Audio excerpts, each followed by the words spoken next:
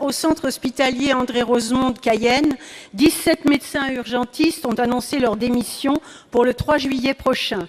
Un ras-le-bol qui couvait depuis longtemps au Char, secoué de crises multiples. J'ai pu le constater en avril dernier lors de la mission des affaires sociales à laquelle je participais. Bâtiments vétustes, nombre de lits insuffisants, manque de généralistes, de spécialistes, difficulté à fidéliser les professionnels de santé, médecine libérale défaillante. En Guyane comme partout, les problèmes qui peuvent être rencontrés aux urgences sont la résultante du dysfonctionnement du système de santé, ce que nous avions souligné en juillet 2017 dans le rapport d'information de la Commission des affaires sociales avec mes collègues Catherine Génisson et René-Paul Savary.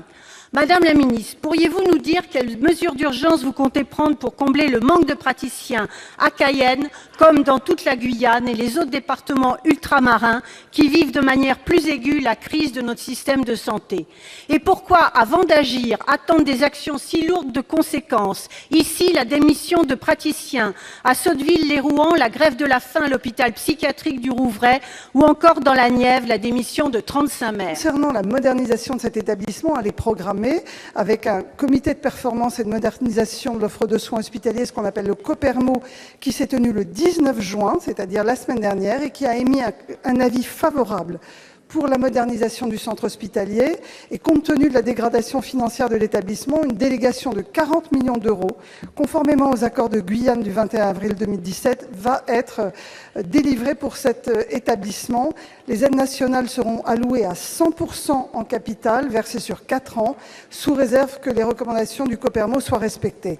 Alors, concernant les urgences, un certain nombre de démarches ont été entreprises à l'initiative de l'ARS. Chaque médecin est reçu à chaque fois qu'il le demande. Nous faisons en sorte que l'ARS rencontre les médecins de ville pour leur suggérer de participer à la régulation des soins d'urgence.